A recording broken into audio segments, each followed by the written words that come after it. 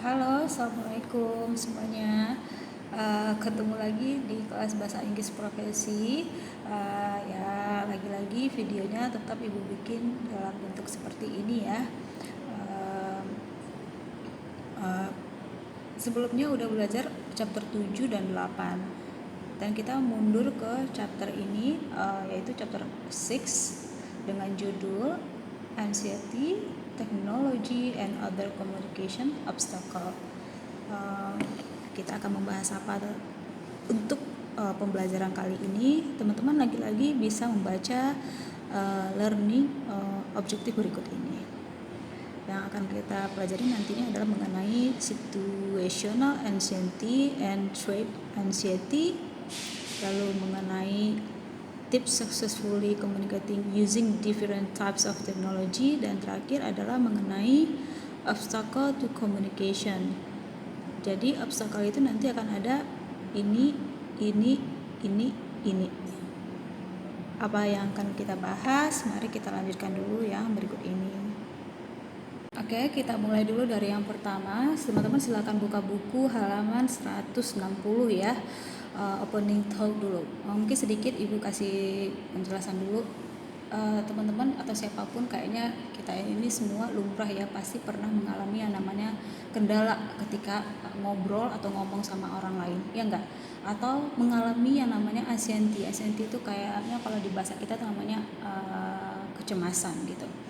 Nah, pada masa sekarang ini teknologi pun sebenarnya sudah membantu kita untuk mengatasi kecemasan kita tadi kalau berkomunikasi sama orang lain gitu. Nah, sebelum kita masuk ke penjelasan itu, buku ngasih tahu dulu ke kita nih. Kita mulai baca dulu dari paragraf yang berikut ini nih. As you read this chapter, determine how skilled you are at recognizing each obstacle and turning it into a positive one. Anxiety as a communication obstacle. Coba deh, berikut ini ada beberapa pertanyaan yang diajukan ke kita, yang teman-teman silakan baca dulu yang ini nih. Have you experienced anxiety in any of this situation? Pernah nggak ngalamin anxiety ketika pada situasi ini katanya? Coba deh yang pertama kita baca dulu tuh.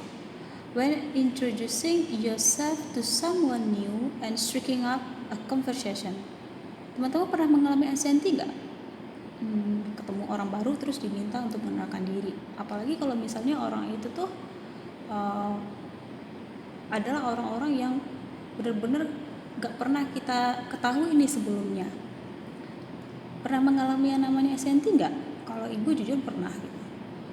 Coba kita kita baca yang nomor 2. When expressing your opinion to a boss or colleague, pernah mengalami anxiety juga?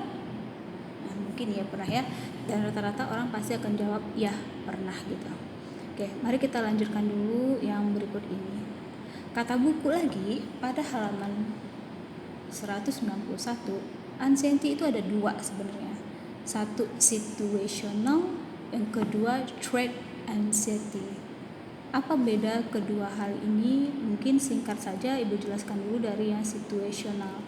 Situational itu kayak gini nih teman-teman. Teman-teman mengalami anxiety atau kecemasan itu karena menghadapi satu situasi.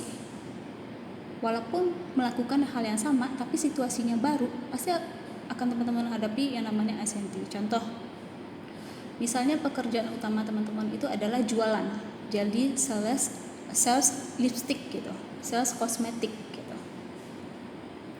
Pekerjaan utamanya itu udah tahu kan, udah biasa gitu. Tapi situasi yang teman-teman hadapi belum tentu sama kan? Dari hari kemarin sama hari sekarang bisa aja berbeda gitu. Nah, ketika menghadapi situasi yang baru lagi, teman-teman tuh mengalami yang namanya kecemasan. Nah, itu makanya disebut situational anxiety. Oke, mungkin di penjelasan tadi udah dijelasin sedikit. Nah, mungkin kita bisa baca yang berikut ini. Nah, coba kita lihat contoh yang berikut ini. Teman-teman silakan baca yang ini. Even very seasoned speakers experience speakers anxiety, but anxiety doesn't keep them from being successful. Dicontohkan dalam buku semisalnya adalah orang-orang seperti Oprah Winfrey juga pernah mengalami yang namanya anxiety. Harrison Ford juga pernah. Reese Witherspoon juga pernah. Nah, maka di buku ini dijelaskan orang-orang seperti itu pun tidak menjadikan mereka terhambat untuk menjadi seorang yang sukses hanya gara-gara mereka anxiety. Bagaimana selanjutnya? Bagaimana cara managing situational anxiety? Mengatur situational anxiety tadi. Yang pertama kata buku adalah prepare and practice. Gak ada obat yang lain teman-teman selain teman-teman tuh harus practice. Ini perlu banget. Sama yang ibu lakukan adalah biasanya sebelum tampil ibu ngomong dulu di depan cermin atau ngomong aja di sendiri gitu. Itu yang disebut dengan prepare and practice. Selain itu melakukan warm up yaitu mungkin membuat diri teman-teman itu sedikit lebih rileks gitu. Kita bikin diri kita nyaman supaya ketika kita tampil, kita ketemu orang untuk ngobrol, anxiety tadi berkurang. Selanjutnya adalah ini yang biasa dilakukan orang. Ini sebenarnya ilmu yang masih umum kita pelajarin dan gue rasa teman-teman pun tahu. Use deep breath. Tapi benar teman-teman lakukan nggak ketika misalnya mengalami kegugupan? Narik napas panjang. Ada caranya ya, nih. Through your nose, through your mouth. Oke. Selanjutnya lagi adalah use an introduction that will relax you. Berdiri di depan orang banyak, terus orang tersebut ada sekitar 50 atau 60 orang. Aduh, takut banget nih gitu. Nah, bikinlah introduksi atau pengenalan itu yang membuat diri kita relax. Mungkin teman-teman bisa bikin jokes, bisa bikin cerita yang menghangatkan orang lain juga. Nah, itu udah membuat anxiety kita berkurang. Concentrate on communicating your message. Kita baca dulu yang pertama ini. Don't think of your speech as a performance. Instead, think of your speech as a way to provide valuable information to others. Fokus kita mau ngomong apa, nggak usah pedulin orang itu tuh mau celah kita atau enggak. Kita tuh tanamin di kepala kita, oh ya, yang kalau gua kasih ke lu ini adalah hal-hal berguna loh. Dan nggak lupa use visual aids, yaitu teman-teman tuh jangan lupa kalau misalnya presentasi menjadi seorang speaker, jangan lupa menggunakan visual aids. Ini membantu kita untuk berbicara nantinya. Selanjutnya adalah use positive imagery.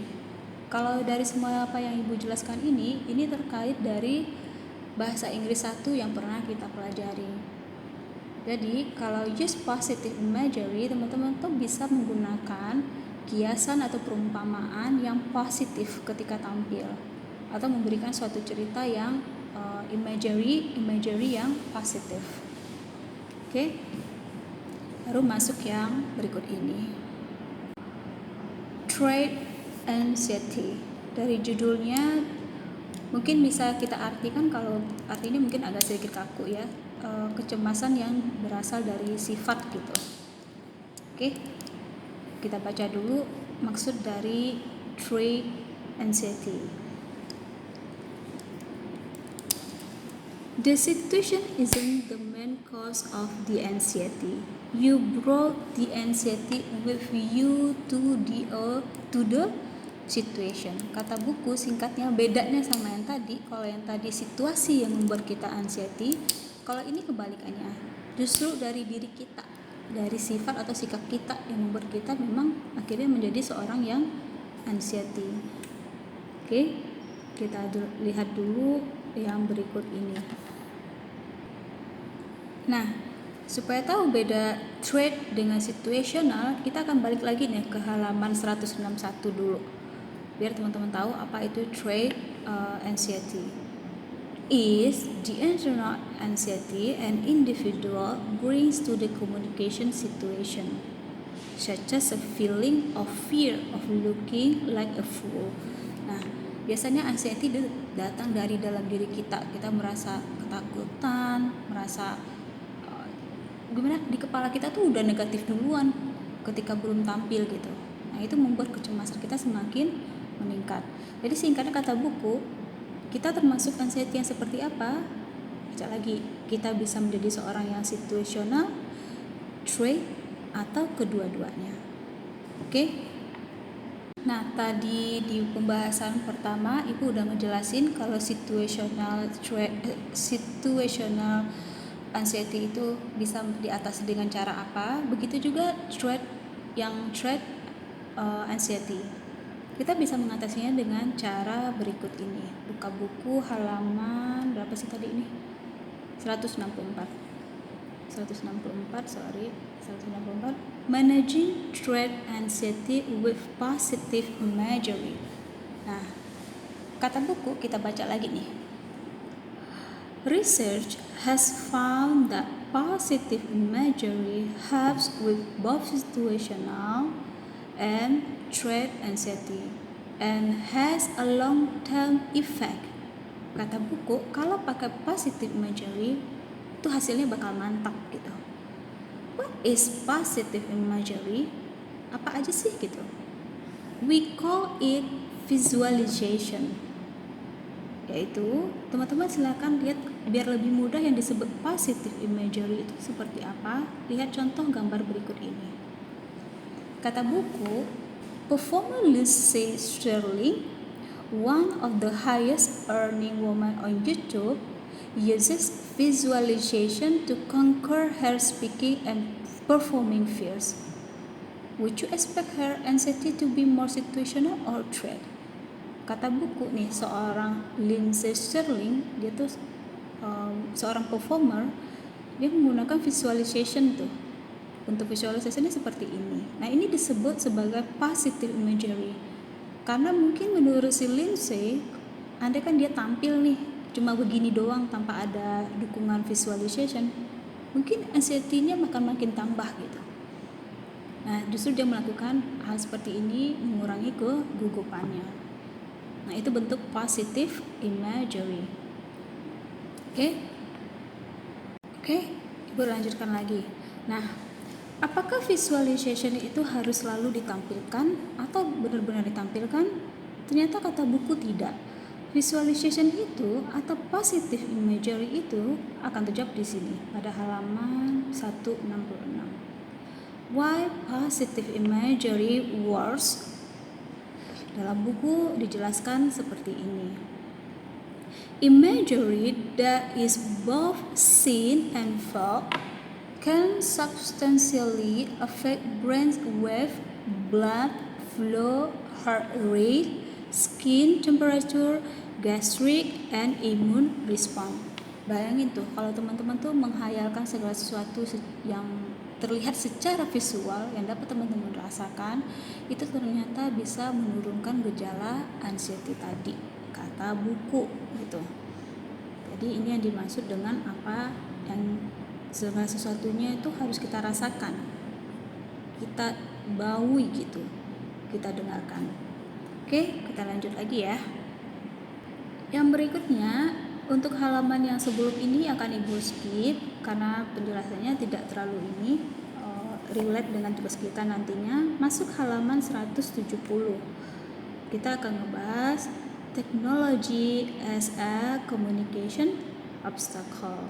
Kita baca dulu paragraf pertama. Technology is changing so rapidly in today's world. What is the technology, especially social media? Pada pembahasan ini nanti teman-teman akan mempelajari salah satu cara berkomunikasi bisa menggunakan teknologi. Semisalnya adalah sosial media. Tapi lewat sana kita akan mencari tahu apa sih yang bisa kita manfaatin dari sosial media itu gitu. Nah, kita mulai dulu dari sini. Dari sini dulu ya Ibu, start. Technology and social media statistic. Di sini mungkin infonya udah terlalu lama. Silakan lihat figure 61 ini pada tahun 2015 ya. Penggunaan internet ya untuk seluruh dunia. Indonesia ada di yang berikut ini. 79 juta pengguna internet. Ternyata yang paling tinggi adalah China. Paling tinggi adalah China penggunaannya. Ya mungkin karena dari penduduknya ya. Kita bisa lihat. Nah, karena ini adalah data tahun 2015, coba lihat data berikut yang Ibu cari. Yang ini nih.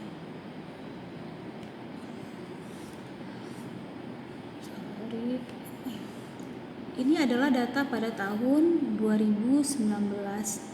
Ternyata masih China nomor 1, 2 India, 3 Amerika, 4 Brazil, 5 Indonesia. Tadi Indonesia ada di nomor berapa?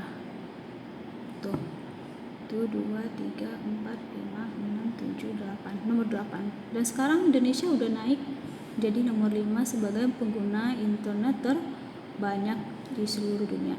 Penduduk kita segini yang menggunakannya ada sekitar ini. Ini pada tahun 2000. Ini pada tahun 2000, ini pada tahun 2019 gitu. Bandingin sama yang tadi 79 juta, yang ini 143 ya. Oke, kita lanjut lagi. Itu data dari statistik yang melihatkan penggunaan internet. Lalu yang data yang lainnya adalah penggunaan alat teknologi berikut ini. Silakan baca sendiri mana yang lebih banyak penggunaannya. Tentunya adalah handphone. Lalu sosial media yang penggunanya pada saat itu yang paling banyak adalah Facebook ya. Ternyata Instagram pada saat itu masih 26%. Ibu rasa sekarang Instagram yang naik dengan YouTube barangkali ya. YouTube yang naik ke atas ya. Lalu penggunaan sosial media berdasarkan demographic differences. Demographic itu ada gender, culture, age, income, dan education. Ternyata kita setuju ya, yang paling banyak menggunakan adalah woman. Oke, kita lanjut lagi. Nah, baru kita masuk yang berikut ini. Nah, jangan salah kaprah dengan judulnya nih, agak berbeda ya. Kita mulai dari yang ini dulu. Silakan buka halaman 172, kita akan ngebahas ini. Social media as an obstacle in the workplace. Katanya sosial media itu sebagai halangan di dunia pekerjaan. Tapi kata buku nih, it could be an obstacle unless you ask yourself the following question. Kita bisa merubah sosial media kita menjadi sesuatu yang berguna jika, kata buku. Ingat yang akan kita bahas nantinya media sosialnya adalah ini. Mungkin pada zaman sekarang kita bisa nambahin YouTube. Kita baca dulu yang pertama ini. What would my social media post say to a potential employer? Sebaiknya apa sih yang kita post supaya employer atau perusahaan tuh mau ngelihat sosial media kita? Katanya begini, set your security setting so your social media sites are available only to a few close friends or family members. Lalu yang keduanya adalah remove any posts that are questionable and or show you in undesirable life. Biasanya mungkin kalau untuk workplace, sosial media yang digunakan adalah LinkedIn barangkali ya. Bu rasa mungkin kalau Facebook dan yang lainnya orang tidak terlalu menjadikan itu sebagai profesional akun mereka gitu. Nah, kata buku tuh jangan lupa kalian tuh menyeting sosial media kalian dengan baik. Lalu jangan bikin sosial media kita tuh sampai nggak dilirik orang lain atau nggak dilirik oleh employer. Berikutnya apa? What should I remove from my social media sites? Katanya remove-lah hal-hal yang berikut ini nih. Irresponsible or a heavy drinker, tasteless, personal photos, post that criticize your boss. Intinya, teman-teman pernah kepikiran nggak sih, misalnya walaupun bukan akun pro secara profesional, Misalnya akun Instagramnya, apa pernah selama ini memposting foto-foto yang kurang sesuai, atau di Twitter suka mengumpat segala macam, sebaiknya hindari hal itu deh gitu. Karena itu bisa dijadikan penilaian oleh suatu perusahaan kita ketika mereka mau hire kita. Oke ya. Selanjutnya nomor 3, seberapa potensialnya sih para perusahaan melihat atau melirik sosial media kita gitu. Kata buku nih, silakan baca. 92% of companies use social media to recruit. Percaya nggak? Ibu pernah dulu ngedapetin email yang meminta akun media sosial ibu. Jadi mereka mau ngintip gitu, orang ini kayak gimana sih. Nah, apalagi di zaman teman-teman sekarang, rasanya ini pasti akan dilakukan oleh perusahaan. Nah, cara selanjutnya, gimana sih menggunakan media sosial kita itu untuk kepentingan profesional atau untuk di workplace? Katanya adalah berikut ini. Using social media to turn contacts into relationship. Kontak kalian banyak, followernya banyak, tapi jadiin itu sebagai relasi pekerjaan kita. Gimana caranya? Silakan baca yang berikut ini. Here's are just a few suggestions to get you started. First, post a really good profile. Isi bio-nya yang sesuai, alamat emailnya yang lengkap. Kalian jangan bikin foto yang foto vulgar atau apa. Lalu selanjutnya kata buku, jangan lupa minta rekan kerja kalian atau atasan kalian komentar yang baik di profil kalian, atau mungkin mereka bisa menjadikan diri mereka itu sebagai referensi kalian. Lalu lanjut kata buku apa? Join a social media group. Nah, don't be a lurker gitu, hanya sekedar pengisi media sosial gitu. Lalu selanjutnya apa? Find people who post about your field of interest on Twitter by searching for topic, then follow, reply, and retweet. Ini waktu di zaman Twitter ya. Kalau di zaman LinkedIn mungkin teman-teman lagi-lagi masuk saja ke grup-grup yang sesuai dengan basic pekerjaan kita. Nah, itu tuh gunanya yang dari contact to relationship.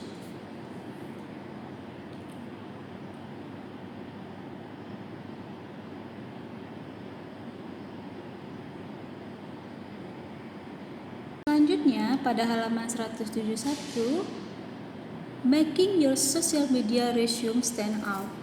Lagi-lagi kalau kata buku, istilah sosial media kita tuh lengkap dengan CV kita, keterangan pendidikan kita seperti apa. Karena apa? Memudahkan teman-teman ketika apply pekerjaan. Karena seperti yang kita lihat kalau di aplikasi LinkedIn, jika buka lowongan ada halaman khusus untuk apply pekerjaan kan. Jadi tidak perlu mondar-mandir ke email lah atau apa. Jadi LinkedIn kita itu udah jadi profil pro kita gitu. Dan berikutnya, building a social media profile on LinkedIn. Ini lagi-lagi seperti ini tidak perlu Ibu jelaskan lebih banyak, karena Ibu yakin teman-teman sudah menggunakan LinkedIn-nya dengan baik, dengan secara profesional untuk menunjang karirnya.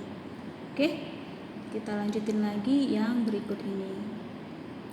Other forms of media and technology as communications obstacles.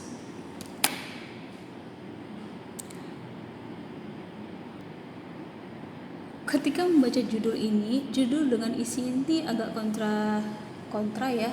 Tadi makanya akan Ibu jelaskan dulu secara singkat. Judulnya seperti ini, tapi coba deh baca yang berikut ini.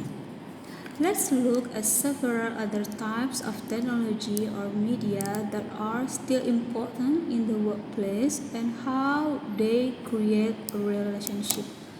Nah, salah satu teknologi atau media yang bisa digunakan adalah pasti lewat email. Ini kayaknya kita semua orang udah pasti punya deh gitu.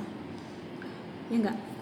Manfaat email itu pasti banyak banget gitu, dan segala macamnya bisa teman-teman baca di berikut ini. Oke, tapi di balik itu semua sebenarnya ada kekurangan dari email itu sendiri. Oke, kita baca dulu satu-satu. Nah, ini yang dimaksud dengan obstacle tadi. On the other hand, there are a number of disadvantages to using email. For one thing, email messages are not private and may live as long as in the backup file. Nah, jadi sebenarnya itu juga kekurangan dari email adalah mungkin saja mengganggu perusahaan ketika menerima surat lamaran dari para pelamar, saking banyaknya, jadi nggak ada privasi nanti kata mereka. Selain itu, apa disadvantages yang lainnya? Emails are usually brief and informal. Kadang para pelamar ketika menyampaikan email mereka itu kadang rada ngasal gitu, buru-buru, dan isinya juga nggak terlalu apa gitu, jadi nggak tahu ini email apa nih gitu.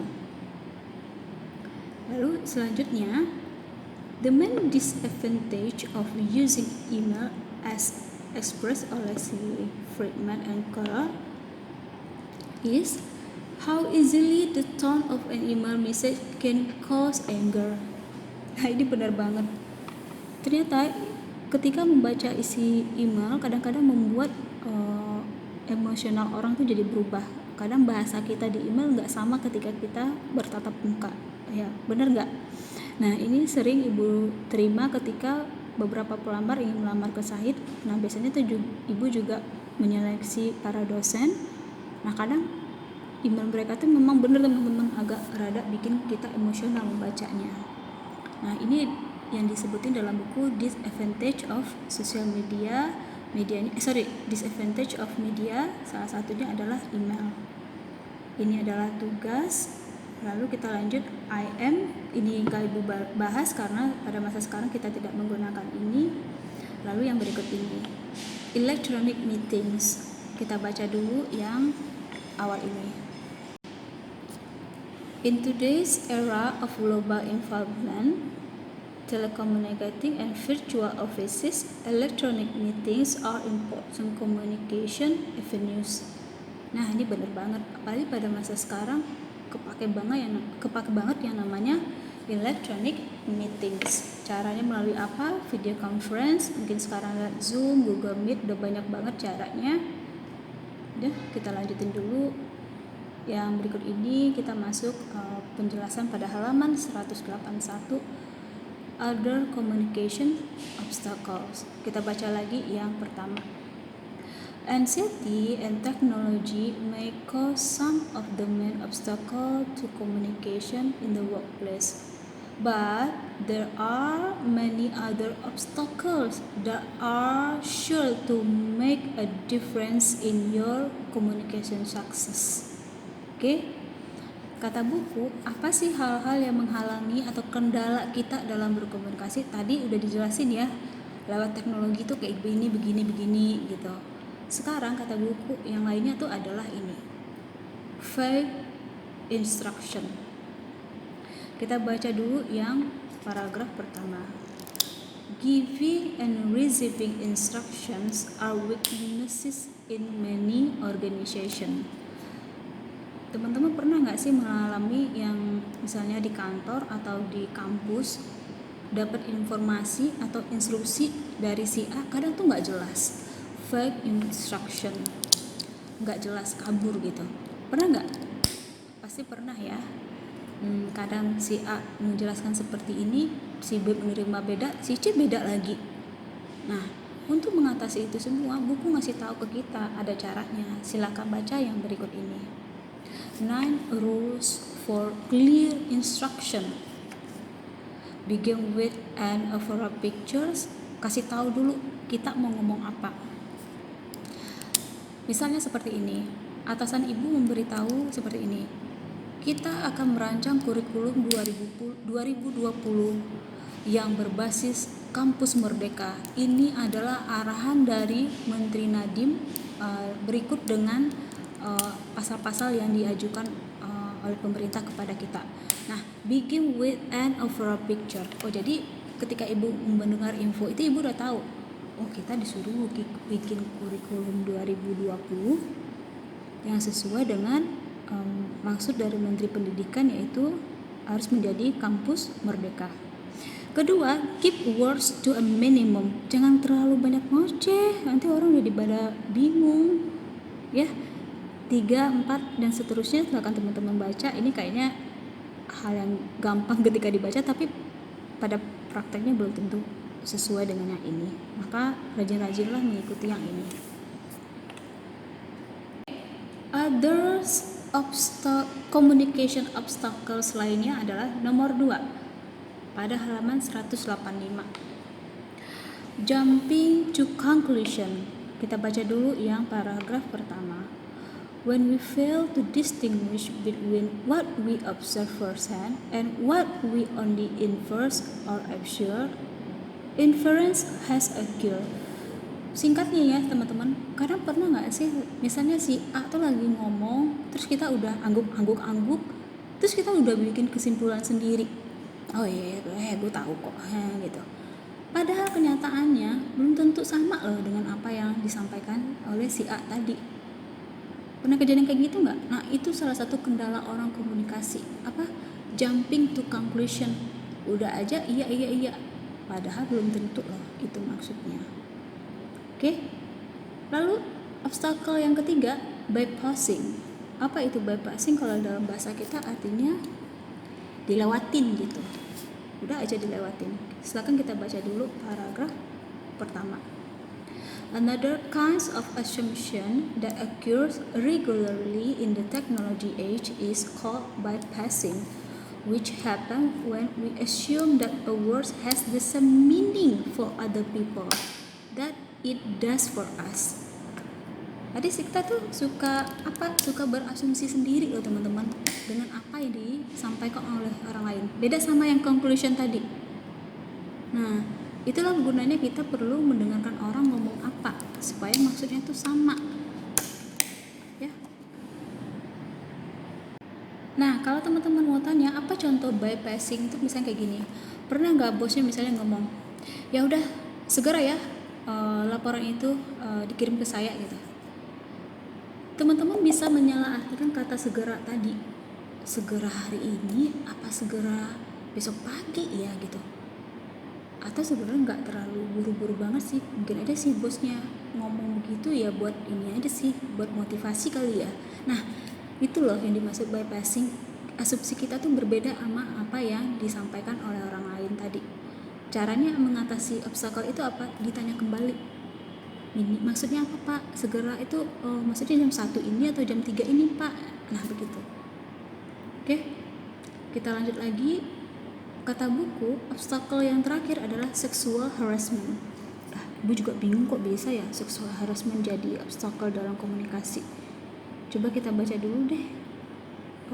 Sexual harassment itu yang pertama adalah katanya melalui face to face. Yuk kita mulai penjelasan yang sexual harassment. Kita baca dulu paragraf pertama. One of the surest obstacles to communication in the workplace is sexual harassment. In the technology age, sexual harassment has moved into online as well. Both face-to-face and online sexual harassment will be discussed. Nah, singkatnya kata buku, obstacle communication salah satunya itu adalah sexual harassment. Dalam bahasa kita disebut pelecehan seksual barangkali ya. Loh kok itu bisa jadi halangan sih Bu? Obstacle sih Bu gitu. Nah, bahkan katanya sekarang sexual harassment itu udah pindah ke online gitu. Tapi sexual harassment yang pertama dijelasin dulu. Yang pertama itu adalah face to face. Nah, misalnya kayak gini. Perempuan ketika ditatap oleh seorang pria itu dia bisa salah mengartikan lalu menganggap itu sebagai godaan, tatapan godaan, dan itu sudah menjadi sexual harassment bagi mereka. Menghambat dia untuk berkomunikasi nggak? Pasti iya. Nah, laki-laki misalnya malah menganggap sebaliknya, enggak kok itu tuh bukan perilaku sexual harassment. Tapi untuk teman-teman ketahui, kata buku, sebenarnya korban itu tidak mesti dari wanita ataupun laki-laki, kedua-duanya bisa gitu menjadi korban pelecehan seksual di kantor gitu. Oke.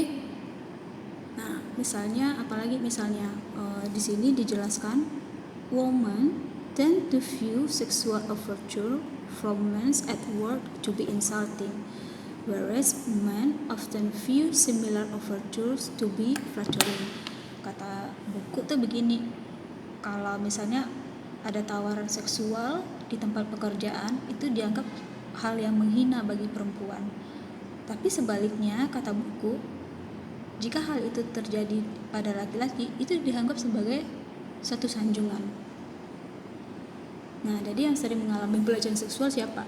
Mungkin nggak tahu ibu nih di kantor gimana, pernah ada terjadi hal seperti ini? Lalu sexual harassment and email. Nah, ini yang dimaksud dengan yang online tadi.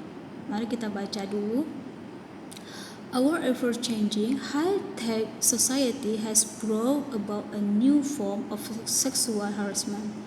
Sexual harassment through email. Email harassment can include distributing photographs, cartoons, or jokes, or in some cases, surfing the internet and viewing offensive websites in the presence of coworkers. Nah, itu termasuk loh.